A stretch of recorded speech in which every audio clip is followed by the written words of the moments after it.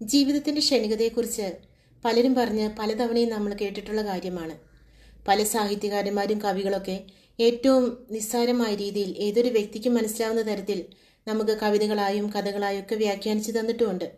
എന്നാൽ ഇപ്പോഴും നമ്മൾ വിചാരിക്കുന്നത് ഇത് മറ്റാരെയോ ബാധിക്കുന്ന ഒരു കാര്യമാണെന്നാണ്. എന്നാൽ കഴിഞ്ഞ ദിവസങ്ങളിലൊക്കെ സംഭവിച്ച അനുഭവങ്ങൾ വ്യക്തമാക്കി തരുന്നത് നമ്മുടെ ജീവിതത്തിൻ്റെ ക്ഷണികതയെക്കുറിച്ച് തന്നെയാണ്.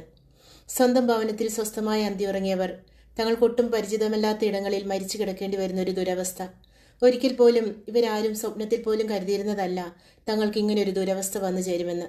ഇത് ഏതൊരു വ്യക്തിക്കും എപ്പോൾ വേണമെങ്കിലും വരാവുന്ന ഒരു അവസ്ഥയാണെന്ന് കൂടി നമ്മൾ മനസ്സിലാക്കുക.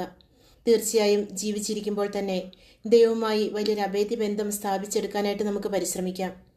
ഏതൊരു നേരത്ത് മരണം നമ്മളെ മാടി വിളിച്ചാലും തങ്ങൾ ദൈവത്തിൻ്റെ കൈകളിൽ സുരക്ഷിതരായിരിക്കുമെന്നുള്ള വലിയൊരു ബോധ്യം, വലിയൊരു ഉറപ്പ് നമുക്ക് ജീവിച്ചിരിക്കുമ്പോൾ തന്നെ സമ്പാദിക്കാനായിട്ട് പരിശ്രമിക്കാം.